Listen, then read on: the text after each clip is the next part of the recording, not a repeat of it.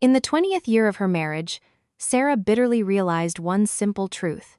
The feeling of love can die in an instant, but strong trust crumbles like a sandcastle, very slowly and painfully. "Honey, I have a work event tonight. We're meeting with colleagues, so I'll be home late," her husband, Paul, casually said, adjusting his tightly knotted tie in front of the mirror. Sarah, who was washing dishes in the kitchen, froze and turned her head. "Again? This is the third time this week, isn't it?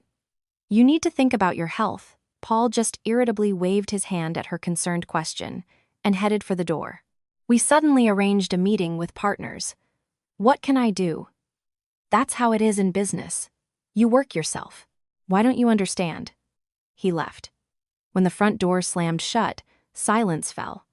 Sarah took off her rubber gloves and stared at the calendar hanging next to the refrigerator.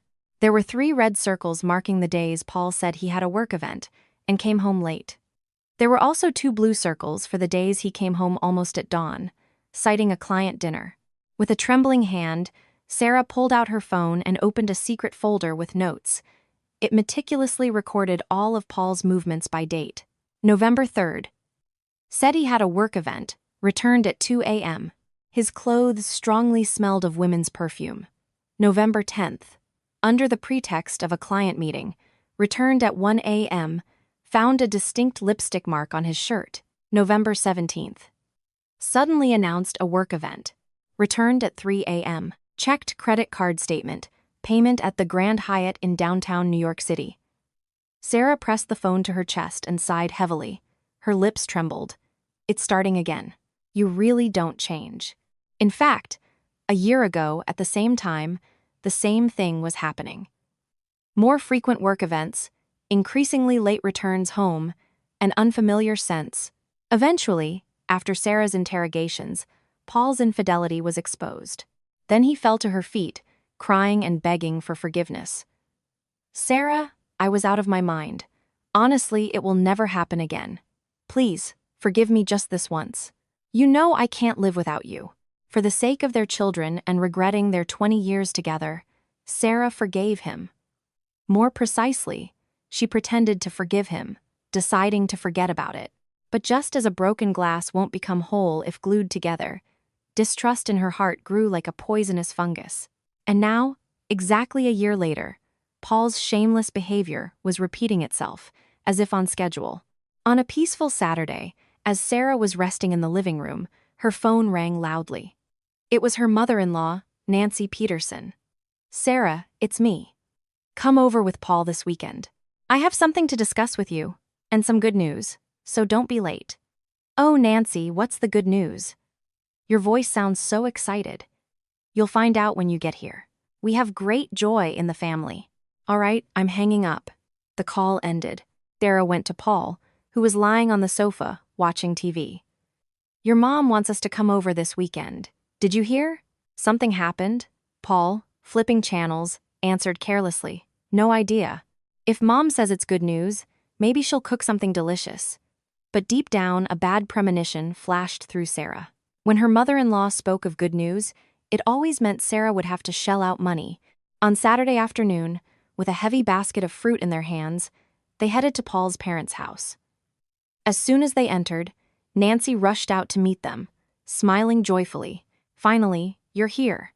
I've been waiting anxiously. Grace will be here soon too, so take a seat for now." On the living room table were expensive imported fruits and exquisite pastries, which were usually not found there. Nancy chattered excitedly. "Sarah, I didn't just call you here today for nothing. A real miracle has happened in our family, truly a gift from heaven." "What's the news, Nancy?" "I'm dying of curiosity." When Sarah carefully asked, her mother-in-law put down her cup and proudly replied, "Our Grace is finally getting married, and to someone from a very respectable family. Isn't that right, Grace Peterson? Congratulations." "She finally found her match," Sarah said sincerely. Paul, sitting next to her, also brightened, his eyes wide. "Wow, really? We were so worried. She's already over 40. What can I say? He's a university professor, a wonderful man, perfectly suited in age, and absolutely adores our Grace." At that moment, The sound of a lock opening was heard, and Paul's sister, Grace, entered the apartment with a designer bag on her shoulder, looking important. "Mom, I'm here." "Oh, Paul and Sarah are already here." "Grace, congratulations. I heard the news. You met a good man." Sarah stood up and took Grace's hand. Grace, haughtily sniffing, smiled. "Thanks, Sarah." "Yes. I finally found my person. We're thinking of getting married next spring." So much to do, it's crazy. When everyone sat down at the table for tea, Nancy casually asked about honeymoon plans. Grace, as if she had been waiting for this, began to outline her grand plans. "Mom, for our honeymoon, I want to go to Europe. I'm planning a 2-week trip through Italy and France. Rome, Florence, Venice, and finally Paris, where I'll do some shopping." "Oh, Europe, how wonderful. Our Grace is certainly special." Nancy didn't stop marveling, while Sarah mentally calculated the expenses. A professor approaching 45 would need a lot of money to afford such a trip. "Grace, 2 weeks in Europe means huge expenses. Are you sure you can manage? Prices are so high now." At this realistic comment, Grace frowned slightly. "That's why it's a bit pricey. I want to book 5-star hotels and fly business class so I don't look bad. A professor's wife can't fly economy like a sardine in a can." Right then, seizing the moment, Nancy grabbed Sarah's hand. "Sarah, you know Grace is our only and beloved daughter. A wedding happens once in a lifetime, and we want her honeymoon to be as good as anyone else's, right?" Sarah felt a chill and adjusted her cup. "That's true. A honeymoon is a lifelong memory." "Exactly. That's what I mean. So, Sarah, I've decided you should help us with Grace's wedding preparations. You're doing well financially, Nancy. We also have significant expenses. Children's education. Mortgage." Sarah tried to object, but her mother-in-law's face instantly turned stone cold, and her voice became icy. "You're a department head at a major corporation. Your salary is huge. And you're going to be stingy about your only sister-in-law's wedding? Paul doesn't earn that much, so I have to take on the role of the family head." Sarah felt hurt to tears. "Nancy, my salary only seems big. After taxes and tutor's fees, there's almost nothing left. And do you remember our honeymoon? We only went to Miami for 3 days." Grace, sitting nearby, sneered. "Sarah, that was then, and this is now. You've probably never been to Europe. That's why you don't understand me. And I have the status of a professor's wife that I need to maintain." Paul, who was clearly uncomfortable with the whole situation, sat with his head down and remained silent. Nancy, as if delivering a final verdict, cut in. "Sarah, let's not talk endlessly. What does it mean to be family? You will pay for Grace's plane tickets and hotels. It's your duty as a daughter-in-law. Understood?" Instead of answering, Sarah silently stood up and left. Closing the bathroom door behind her, she looked in the mirror and saw her face distorted by anger and despair.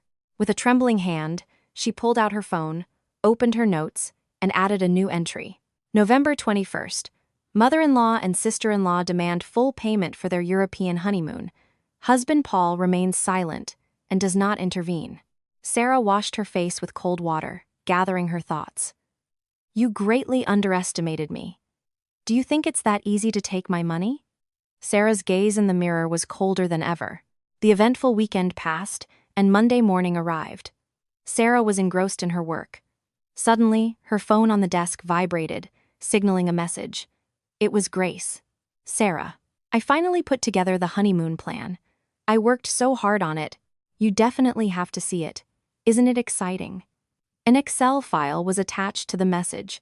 With a heavy heart, Sarah opened it. The further down she scrolled, the wider her eyes became with horror. This was not a honeymoon. It was some kind of state visit across Europe. Day 1. Direct flight New York City, Rome. Business class. Accommodation in a suite at the Hilton, Rome. Days 2-3. Private tour of Rome. An exclusive Vatican City tour with a guide. Day 4. Transfer to Florence. Accommodation in a deluxe room at the Four Seasons, Florence. Sarah couldn't believe her eyes and kept scrolling. A total of 14 days. Rome, Florence, Venice, Milan, and finally Paris. The list included all of Europe's most luxurious hotels, and at the very bottom of the file was a total sum that made Sarah's heart stop. Estimated total cost. Approximately. E by Boscher. Ling, lofted. Wieslis. And Asteriups. It was now wid. It's expected to on res. As was lock. And acted. In who seventh. It's not minusted. Jane of M. It's a no in this. Ninth. Aska said it is, donnet it ever pros. Is common to the word. 80 office on turn. If you want a difference to live it, experient. Intactional bed. Actually forbid it. Everyone. It's great minister. In this ever way, out of the sane. Is now. Taknivery 2025. This. Is Imani 20. And for watching. To special dot on the ported. Lixis divided. I have to this. It's signed advalta to. Actuation. At's a better. Oughta find. Ax perfiners. And it is very cordity. Actually freighter. And have prod exist. 1 a 7. Affigenser. In the stand. Action of Rallins. It's a little stand bed. And he won. As naladit. Lows. 80,005. Eacher F. After F. 82. Experient. Explans complet. Inattenture. It's one. It's a croof. Way and face count. And that's novice. Intenger ratter. Axaverant. Tenture. It's just great habit. Ticks to state. And I day. Apis. And I did know. And if tension elated. If you can in Ovid's the Francis. And stand. It's times of than every teens evisions. Adult. 1870. Process and the flaters having the flaters. And divided. End of 9. Is that one? Donny stay. And their extens. Action righted. It's commons of Lee. It's not a cost. In simply top is in body 1. And to the 7 body 1. And as a. Apper now. Actually con it. And a ready. Dap. And quote. 18. It's 10 stand. 8. Everyone. 180,000. Including airfare, accommodation, meals, and shopping budget. Sarah threw her phone unauthoritable. Shirba when? Are they out of their minds? They think other people's money can be spent without limit. She took a deep breath, barely suppressing the rising anger. That evening, Paul returned home earlier than usual. Sarah set the table and, waiting for him to sit down, calmly asked, "Honey, did you see the honeymoon plan Grace sent?" "She sent it to me too." "You looked at it, right?" Paul, scooping a large spoon of soup, replied carelessly, "Oh, yeah, I saw it. Grace showed it to me too. Pretty cool, right? She definitely has taste." "Cool? Are you in your right mind saying that? Did you see the amount at the bottom? $180,000. Their honeymoon costs almost $200,000. Sarah couldn't hold back and raised her voice. Paul, irritably putting down his spoon, replied, "So what? For a trip to Europe, that's normal. Business class, 5-star hotels, that's what they cost. Why do you always talk about money? It's so petty." "Normal? It's all business class and suites in the best hotels." She talked about the status of a professor's wife, but in the end, she just wants to live lavishly at my expense. "We need to think about our capabilities too," Sarah blurted out. Paul, not hiding his irritation, said, "What about our capabilities? You're a department head at a major corporation. What's your salary? And you're freaking out over $180,000. This is a once-in-a-lifetime event for Grace. We can go along with it. Don't nitpick. I'm tired." On Wednesday evening, Nancy called again. "Sarah, it's me. Come over again this weekend. We need to discuss some specific things about Grace's trip." Nancy's voice was soft, but there was a pressure that allowed no refusal. Sarah, after a moment's hesitation, replied curtly, "Okay, we'll come." On Saturday afternoon, Sarah and Paul were once again sitting in his parents' living room. Grace was already there, spreading travel agency brochures and duty-free catalogs on the table. "Sarah, you're here? Sit down quickly. I'm choosing things, and I really need your help." Grace smiled as if she were going on the trip with her own money. Sarah sat down with a heavy heart. Nancy, serving freshly brewed tea, began the conversation. "Everyone saw the plan, right? What do you think? I think it's perfectly put together. My daughter has excellent taste. Yes, Nancy, the plan is very impressive. But may I say something? Sarah began with difficulty. Nancy and Grace's gazes immediately turned to her. Speak up. Do you have some doubts? I think the budget is too high. $180,000 is a huge amount of money for ordinary working people. Maybe we should adjust the plan a bit. At Sarah's suggestion, Grace tilted her head in surprise. Adjust? But Sarah, it's a honeymoon. What kind of vacation is it if you're exhausted from flying economy? And the same goes for hotels. A professor's wife can't stay in some cheap motel. You have to maintain appearances, Nancy cut in. Grace added sarcastically. I understand what you mean, Sarah, but a wedding is once in a lifetime. I'm getting married in my 40s, and I want everything to be like everyone else's. You also went on a honeymoon to Miami, and you enjoyed it, didn't you? You were happy then, so why are you so strict with me? Sarah gasped at these sharp words. The situation was escalating, and Paul, sitting next to her, nudged her side and whispered, Honey, everyone's waiting. Let's not ruin family relations. Just agree this time. Agree? That's $180,000. Do you think money grows on trees? Sarah stared at him, but Paul looked away. Nancy, putting on a mournful face, sighed deeply. Sarah, I'm not forcing you. You have to decide for yourself. But I would like you to understand Grace's situation. Nancy, that's not the point. The point is that the amount is unaffordable. How is that not the point? You are now standing in the way of my daughter's happiness. Nancy's voice instantly turned icy. Then Grace, with tears welling up in her eyes, began her performance. It's okay, Mom. If Sarah finds it so difficult, I'll find another way. As a last resort, I'll take out another loan in my name. My credit history might get a little worse, but what can I do? A loan?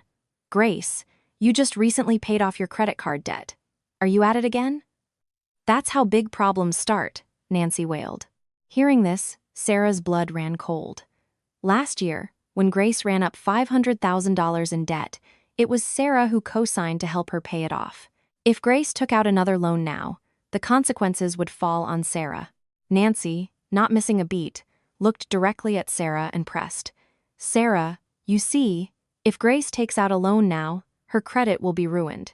You're the co-signer, so you'll have problems too. Just help her out big this one time. Paul also humbly took her hand. Honey, let's just help her this one time. Grace is crying so much. As her brother, it hurts me to see this. With your salary, you'll quickly cover that amount, right? Sarah rudely pulled her hand away. If the situation is difficult, you need to curb your appetites. Why do you have to arrange a luxurious trip and ask me for money? Is this what family is, Sarah? You're too cruel. I've dreamed of this trip my whole life, Grace cried out. Nancy, with a cold face, delivered an ultimatum. Sarah, you're a department head.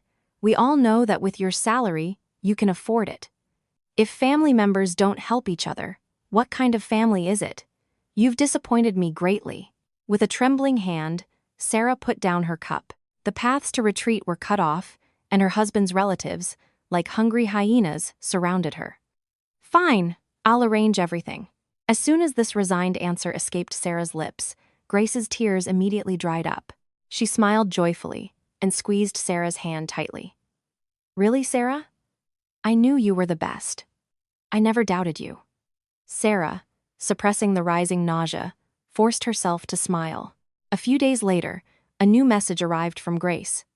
Sarah, I'm trying to book tickets and the hotel, but my card limit isn't enough. Can you pay with your card for now? I'll transfer everything to myself later. Sarah squeezed the phone in her hand. The screen trembled. The demands, disguised as requests, shifted the entire financial burden onto her. The door to the bathroom opened.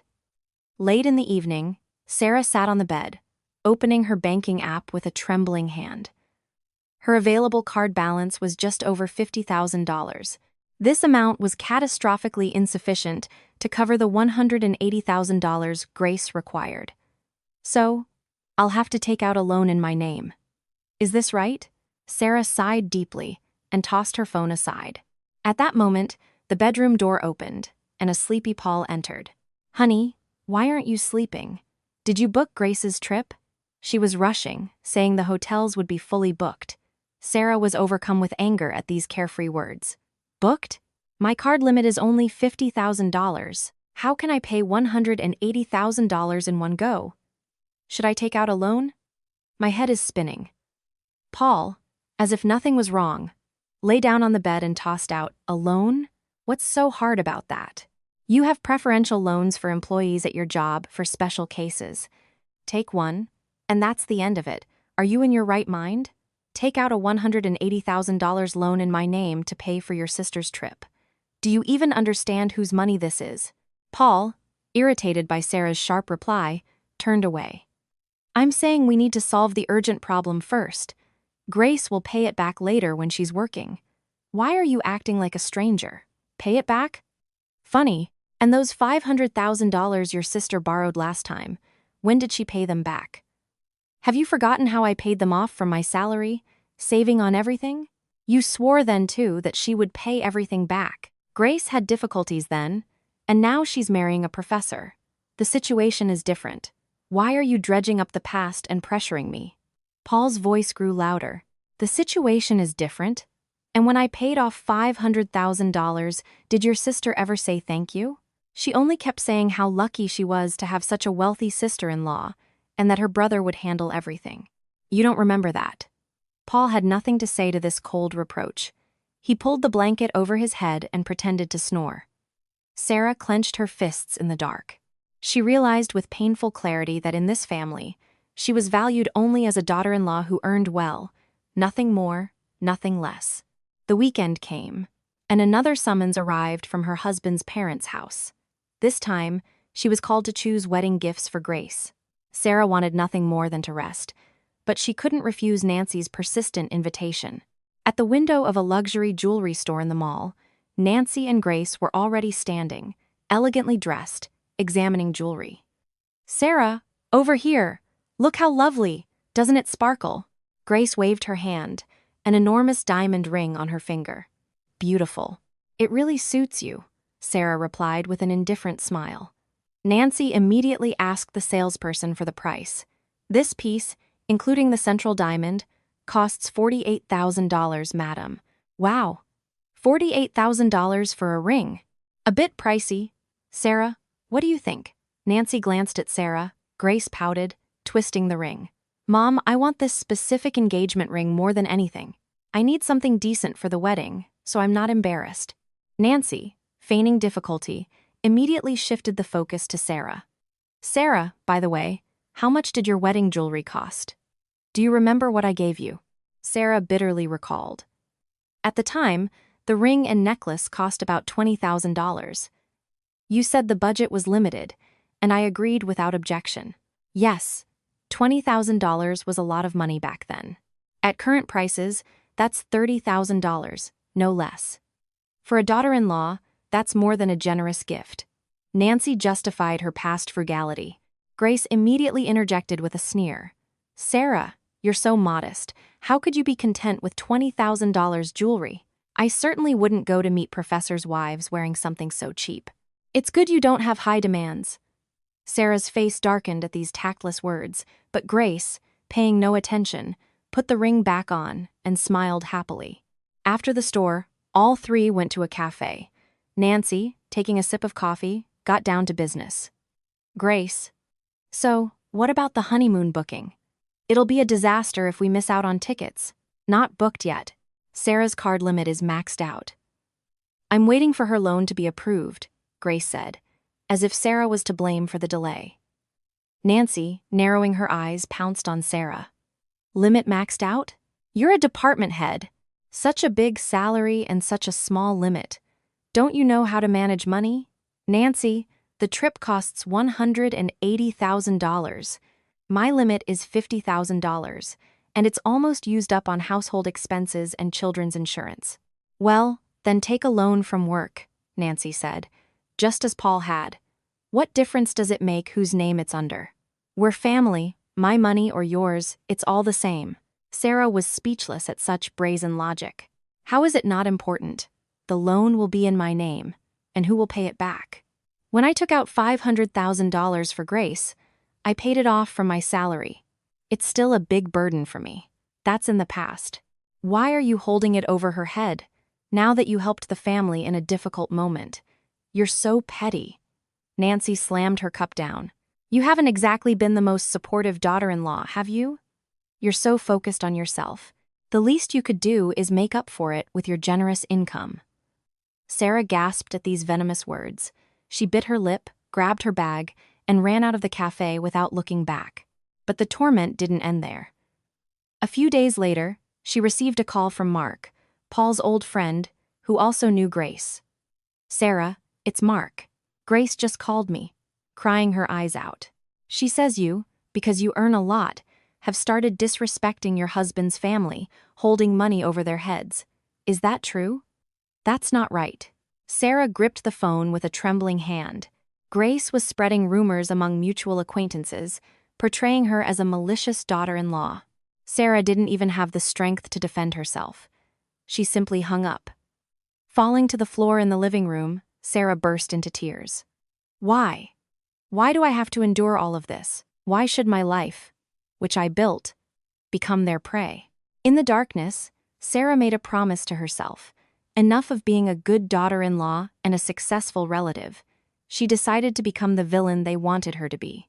Her gaze became cold and resolute. On the day all the relatives gathered to celebrate Grace's engagement, the living room was packed. Dozens of people were noisy and laughing. Sarah sat in a corner like a stranger, silently fiddling with her cup. Oh, our Grace is a success. We were so worried she'd be alone at 40. And then, a professor, one of the aunts gushed. It's clear she's destined to be a professor's wife. Grace, with the smile of the happiest bride, replied, Oh, Aunt, the professor isn't the main thing. I chose him for his character. And his parents are so refined. The family atmosphere is very similar to ours. Nancy, sitting nearby, proudly added, Yes, even though she's getting married late, we want everything to be top-notch. And their honeymoon won't be in some cheap resort, but in Europe for a long time. In Europe? But everything is so expensive now, and the exchange rate is crazy. Grace must have saved up a lot, right? Someone from the relatives asked curiously. Grace, as if she had been waiting for this, glanced at Sarah and loudly declared, Oh, what money do I have? It's all our daughter-in-law, Sarah. She decided to help. After all, a department head at a major corporation has a different scale. Sarah choked on her tea. In an instant, all eyes turned to her. Wow, what a daughter-in-law you have. Nowadays, it's rare for someone to pay for their sister-in-law's honeymoon. Just amazing. Today's youth are so selfish, but our daughter-in-law is an angel. Paul is so lucky to have such a wife. Under a barrage of praise, Sarah forced a smile, trying to find something to say. But Grace was unstoppable. But Aunt, actually, Sarah finds it a bit burdensome. The trip costs about $180,000, and she keeps asking me to cut expenses on business class and hotels. But a professor's wife can't fly economy. She has a big salary. Is it really so hard to be generous? I even got a little offended. The atmosphere in the room instantly grew tense. The relatives began to exchange glances and eye Sarah suspiciously. $180,000. Well, that's certainly a large sum. Maybe it is difficult, someone cautiously remarked. Grace scoffed. What's her salary? To worry so much about $180,000. I think she's just trying to lecture me, as if helping family is some kind of heroic feat. Unable to bear it any longer, Sarah slammed her cup down and looked directly at Grace. Grace, you are crossing all lines right now. When did I give you my firm consent to pay for all of this? At this sharp question, Grace, not at all flustered, smiled. Oh, Sarah, what are you talking about? When Mom asked you, you said you'd arrange everything. Are you going to go back on your word in front of all the relatives? Your mother's request and my voluntary agreement are completely different things. I clearly told you that the plan you made goes beyond common sense and my financial capabilities. Wow, Sarah, how cruel. So you're refusing to help right here, right now? My fiancé's entire family already knows. Do you want to embarrass me? Grace's voice became venomous. Nancy, playing the peacemaker, intervened. Sarah, Grace is a little blunt and immature, but she doesn't mean any harm. Don't take it so personally. It's not right for family to argue over something like this. Nancy, this isn't about hurt feelings. Your daughter is spreading lies, portraying me as greedy and petty to all the relatives. This is wrong. To Sarah's words, Grace, crossing her arms, sneered. Sarah, you just want to be praised, don't you? You'll probably hold those $500,000 over my head for the rest of my life. And for $180,000, you'll probably take me as your slave. Is it really so hard for you to help family? Whispers went through the living room. The daughter-in-law is kind of high-strung. Arguing about money like this just ruins relationships. Sarah trembled with humiliation and anger. Excuse me, but I need to go. I don't feel well. As she picked up her bag to leave, Nancy frowned. Where are you going? Your elders are still at the table, and you're leaving. How rude. Before you teach me manners, you should educate your own daughter properly. Goodbye. Sarah left without looking back. Behind her, she heard Nancy shout, Look at her! Just because she earns money, she's gotten a swelled head. On her way home, she called Paul, but he didn't answer. She sent a message. Where are you? Do you know what happened at your parents' house? But there was no reply. Only late in the evening did a short message arrive. Work event. Will be late. In the end, Paul returned home at 4 a.m. drunk. Sarah, feigning sleep, lay with her eyes open. Is this the family life I dreamed of? Who am I in this family? The next day, Nancy called again. Sarah, I was a bit sharp yesterday. Grace cried all night. You reacted so strongly to her innocent words. Can you imagine how hurt she was? Nancy, if someone doesn't mean harm, can they still humiliate others? I felt offended yesterday. Oh, why are you so sensitive? Problems at work or not feeling well? In family, you can forgive and forget. You don't have to cling to every little thing. $180,000 of my money is a little thing. Why is standing up for my rights being sensitive? At this question, Nancy clicked her tongue and hung up. Sarah fell onto the bed. Her mother-in-law was portraying her as crazy behind her back, and her husband, who had betrayed her, remained on the sidelines. She opened the notes on her phone and, with trembling fingers, added a new entry. December 5th. Public humiliation from sister-in-law and brazen inaction from mother-in-law. Husband's nocturnal absences and irresponsibility. Rumors painting me as a hysterical woman. It's time to settle the score for all this suffering. Sarah wiped away her tears and looked at her reflection in the mirror. The good Sarah is no more. I'll show you what it means to be the wicked and sensitive daughter-in-law you wanted me to be. Her gaze was cold and resolute. On Friday evening, Sarah, as usual, sorted Paul's laundry for washing and froze by the washing machine. A plastic card fell out of Paul's jacket pocket. Picking it up, Sarah's blood ran cold. It was a key card to the Grand Hyatt in downtown New York City. On the back was the hotel logo and room number. Sarah stood for a long time, clutching the key in her hand. Before, her heart would have pounded and tears would have flowed, but not this time. She was surprisingly calm. There wasn't even anger. On the contrary, she felt a strange relief. Finally, again. She calmly pulled out her phone and opened the banking app linked to Paul's card. Scrolling through the payments, she found a transaction for $2,300, made last Thursday evening at the hotel. Sarah placed the keycard in the middle of the living room table. Without turning on the light, she sat on the sofa and waited for Paul. Around 10 p.m., the sound of the lock opening was heard. Paul entered. Untying his tie, he walked into the living room and flinched when he saw Sarah in the dark. "Oh, you scared me. Honey, why are you sitting in the dark? Did you eat dinner?" Instead of answering, Sarah nodded towards the key card. As soon as Paul's gaze fell on it, his face instantly paled and hardened. Where did this come from?" "You don't have to explain. I've already checked your card statement for last Thursday. Pathetic excuses. A waste of time for both of us." Sarah's voice was chillingly calm. Paul, as if his legs had given out, sank onto the sofa opposite and began his usual worn-out speech. "I'm sorry, Sarah. Truly sorry. I was out of my mind." Again, those words. I've heard them so many times my ears hurt. Honestly, this time it was just a mistake. I had too much at a meeting with partners. Got carried away. Never again, honestly. Please, believe me one more time. Paul lowered his head, pleading. Sarah laughed coldly. I heard the same thing last year and the year before. Did you think I don't know your pattern? Sarah turned on her phone and held it up to Paul's face. On the screen were her secret notes, meticulously recording all his escapades by date and time. November 2022, October 2023, and now November. Amazing, isn't it? As soon as the cold weather comes, you do the same thing. Did you think I was just writing this down for fun? Paul, scrolling through the screen, trembled. You saw all this and wrote it down. Why are you so scary? Scary? Your actions are despicable, and my notes are scary? These aren't just notes. They're evidence for divorce that will legally destroy you. When the word divorce was uttered, Paul jumped up. Divorce? Because of one mistake?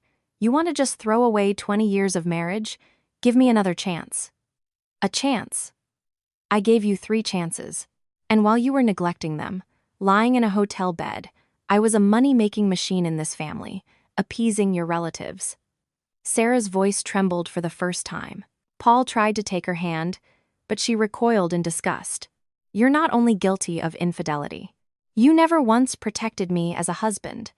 When your mother treated my salary like her pocket money, when your sister portrayed me as a greedy miser to all the relatives, where were you?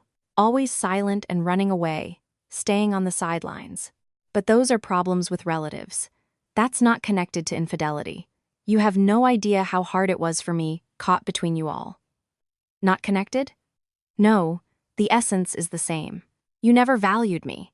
You just needed a convenient tool to fill your wallet and maintain the family's reputation. Well, that role is over. Sarah went into the bedroom and locked the door. Paul pounded on the door, begging her to open it, but she plugged her ears and remained in the darkness. The next morning, after a tumultuous night, Nancy called. Sarah, it's me. What about Grace's tickets and hotel? The wedding is right around the corner, and no news from you.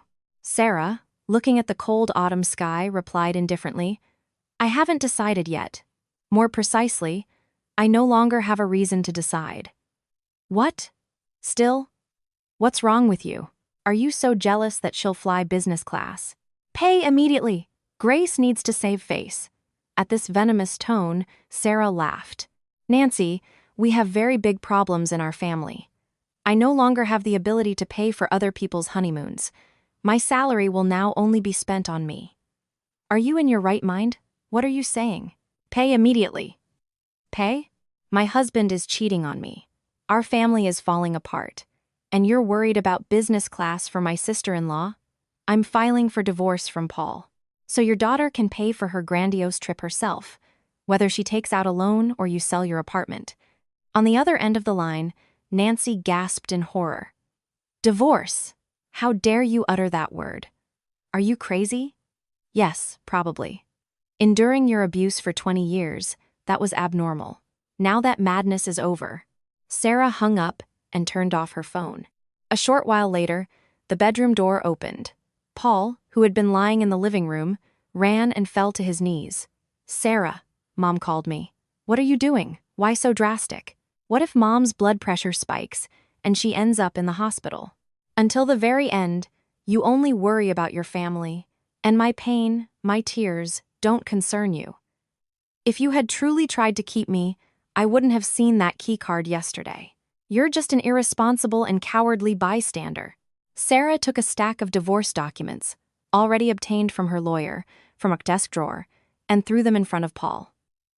I tolerated it for 20 years. Enough. Now live happily with the 3 of you. You, your mother, and your sister, and pay for Grace's honeymoon from your savings, if you have any. Sarah, please, anything but this. Leaving Paul's sobs behind, Sarah put on her coat and left the house. Her husband screamed after her, clinging to her, but her steps were light and resolute, like never before. The burden she had carried for 20 years was finally lifted. On Monday morning, as if nothing had happened, Sarah, in a sharp business suit, arrived at work. During her lunch break, she pulled out the business card of a travel agency employee and called. Her voice was calm, her hands steady. Yes, hello. You have a booking for a suite at the Hilton Rome and business class tickets to Paris. How can I help you? Sarah, looking at the clear sky, replied, Cancel this booking right now. Everything. Plane tickets, hotels, excursions. Every single thing. A surprised voice from the operator was heard on the other end. Madam, if you cancel now, the cancellation fee will be $30,000 due to the short notice. Are you sure? This is a very popular destination, and it will be impossible to restore the booking. Yes, I'm sure. Cancel everything. Deduct the $30,000 and return the remaining amount to my account. During the few minutes it took the operator to process the cancellation, Sarah felt a weight gradually lift from her soul. Cancellation processed. $150,000, less the $30,000 cancellation fee, will be credited to your account within 3 business days. Briefly thanking her, Sarah ended the call. She decided it was better to lose $30,000 and gain freedom than to spend $180,000 on those parasites. Returning home that evening, she found Paul pacing nervously in the living room. Seeing her, he approached with a pathetic smile. Honey, you're back? Maybe we can have dinner somewhere? About our conversation yesterday. Divorce is too hasty. 20 years is no joke. Sarah, taking off her coat, replied indifferently, Precisely because 20 years is no joke. I made this decision. In all that time, you never once valued me. By the way, I have more news for you. News? Something good? Hope flickered in Paul's eyes. Your sister's honeymoon. I canceled everything today. From the plane tickets to the hotel suites. Everything. Paul's face instantly paled. He staggered back, disbelieving his ears. What? Canceled? Are you crazy? Grace's wedding is just around the corner. They're about to fly out and you canceled the trip? I booked it with my own money and in my own name. What's the problem with me canceling it? Your sister wanted to go to Europe so badly. Let her book it herself with her own money.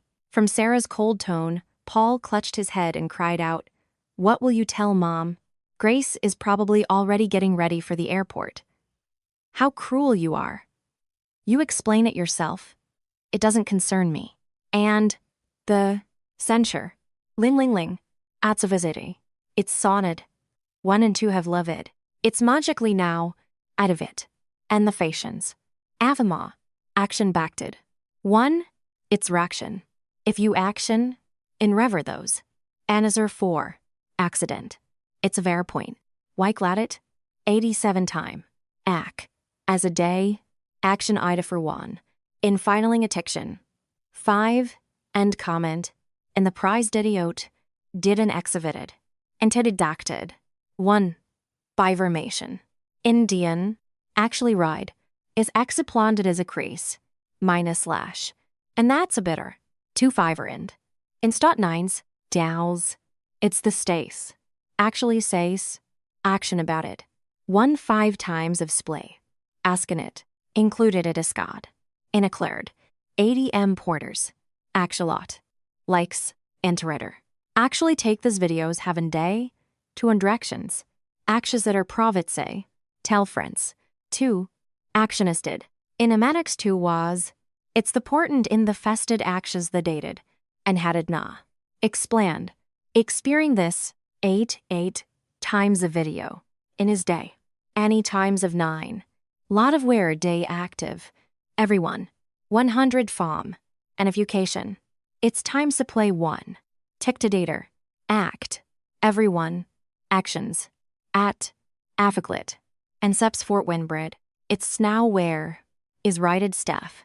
Teketed business that. 8. 18 now. 18s on Eza. It's no. There's not of it. It's dine. Access. 18 6 time. Hell of it. Innovelity. And then with 5 2. Affinery. Red 4. Are you, ass? He stav. Like a noted. And, in the 9. To scrammed of the dated into states. And backed of it. An Experian, Axide. Actually, the 7 times classed. It's a comes of great positive. Asitively. It's free. And a skemter. It's like smedeking. 80 msif. Aptiv. One by. And. Ac.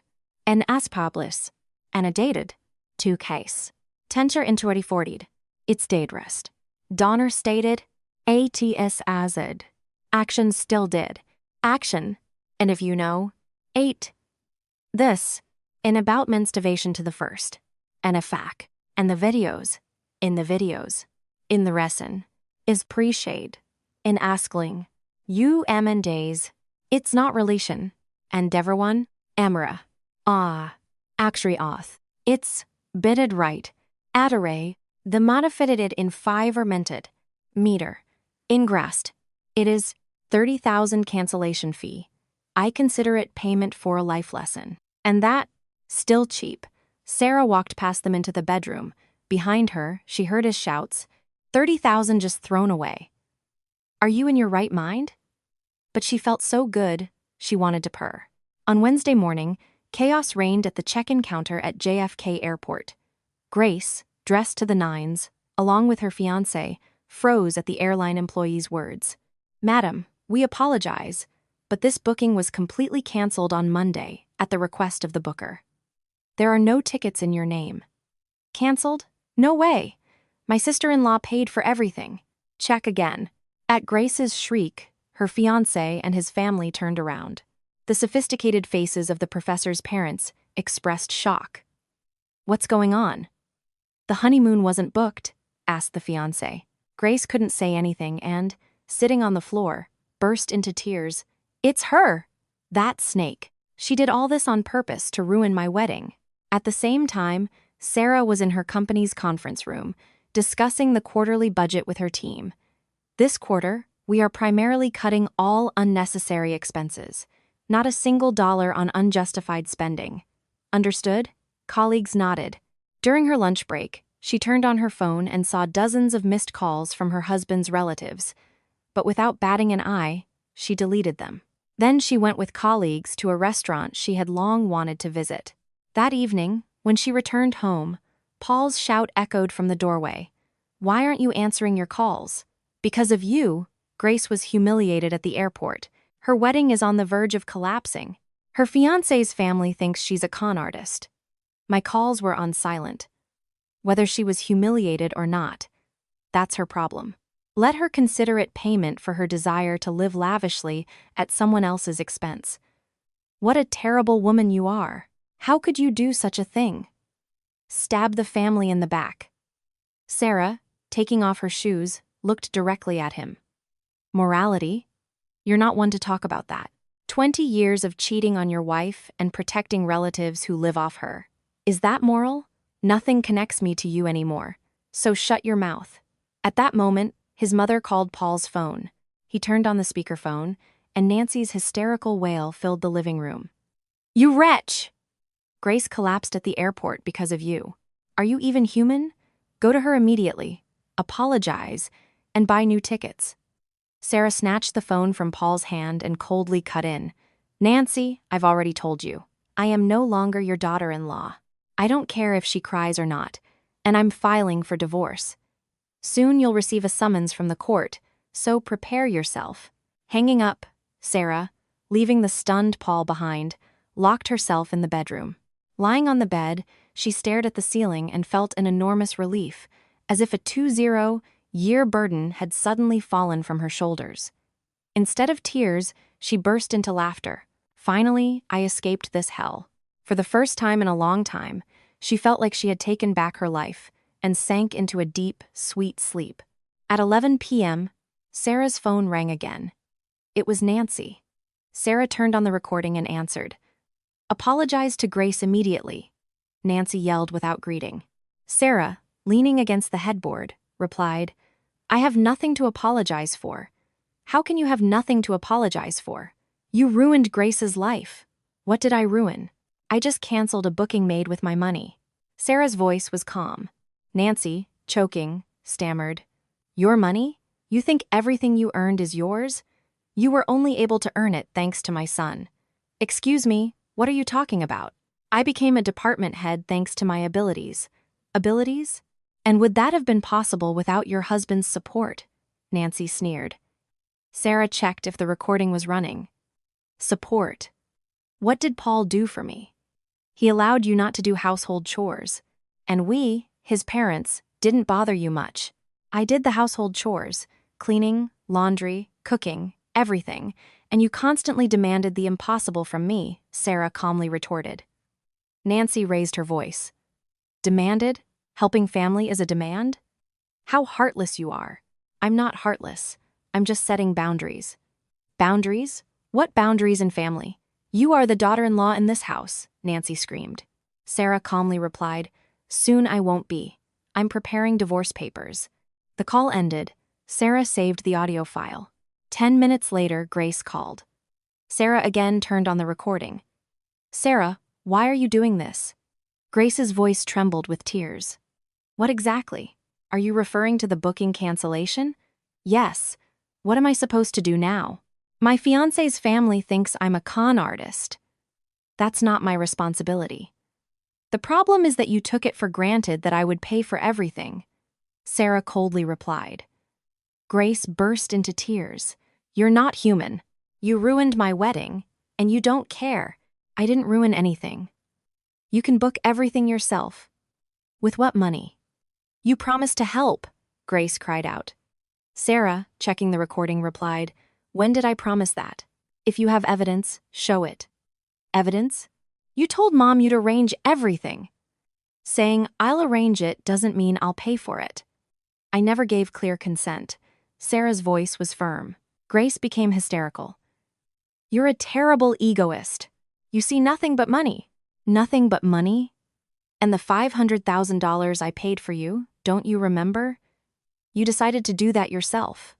I didn't ask you. At these words, Sarah laughed. The recording was going perfectly.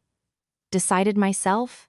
You were on the verge of financial ruin, and I helped, only for you to hold it over my head for the rest of my life? Hold it over your head? I didn't even hear a simple, thank you, Sarah said coldly. Grace slammed down the phone. At 2 a.m., Owen, Paul's cousin, called. Sarah turned on the recording.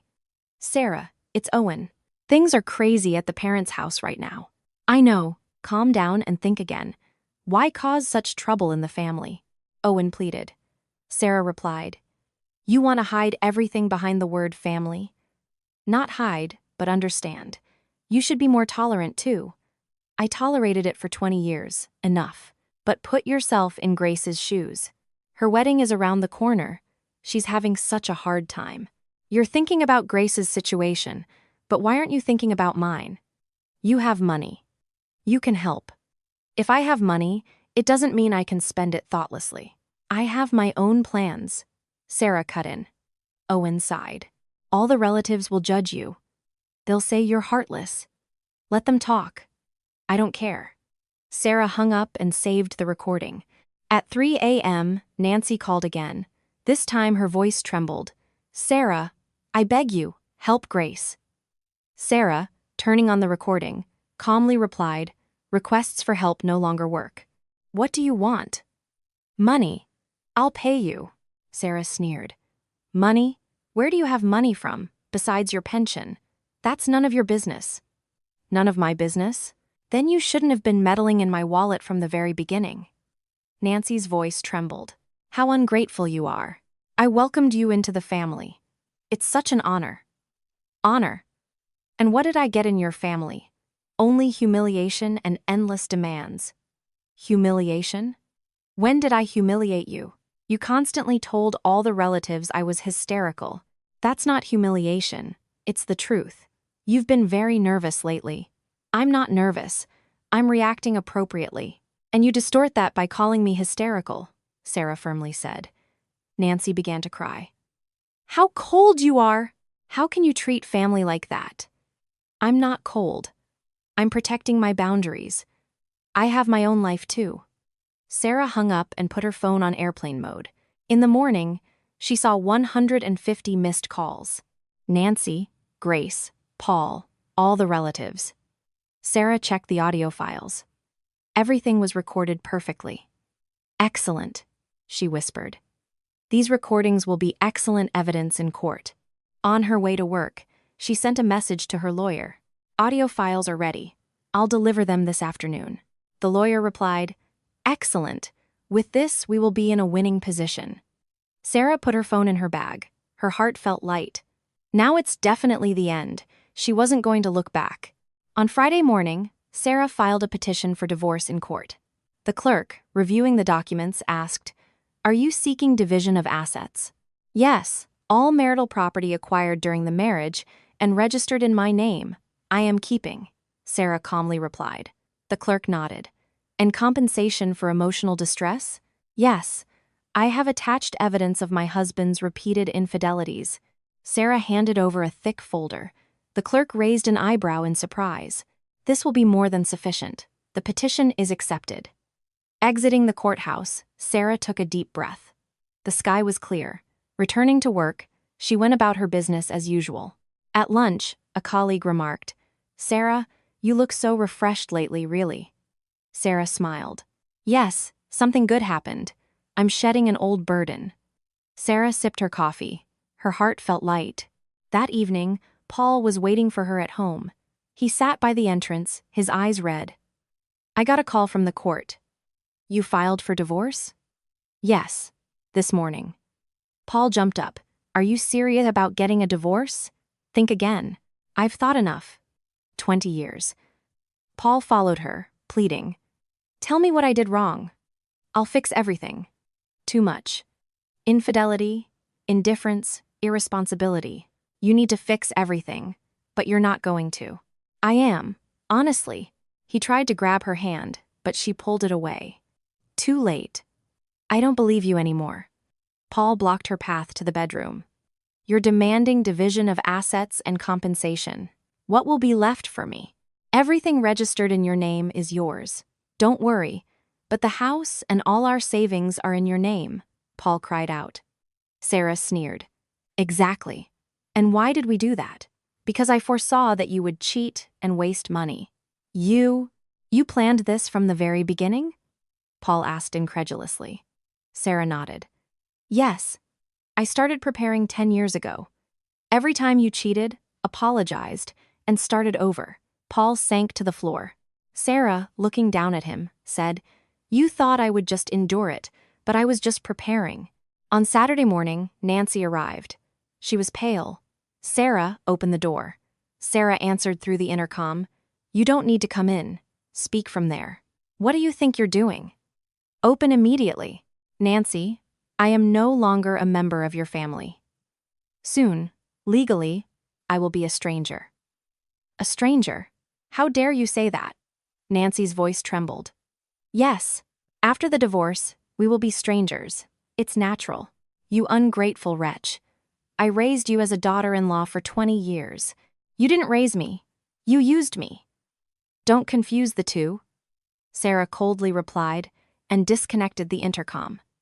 In the afternoon, a message came from Grace. Sarah, please don't get a divorce, at least for Paul's sake. Sarah blocked her number, then blocked Nancy and all of Paul's relatives. A month later, the court hearing took place. In the courtroom, she met Paul. He looked haggard. Honey, it's not too late. Think about it. It's too late. It's over, Sarah coldly replied. The judge began the session. Sarah's lawyer presented the evidence. The majority of the marital property is registered to my client. Furthermore, there is irrefutable evidence of the defendant's repeated infidelities. Paul's lawyer tried to object, but couldn't argue against the facts. Sarah's share of income in the family budget was 80%.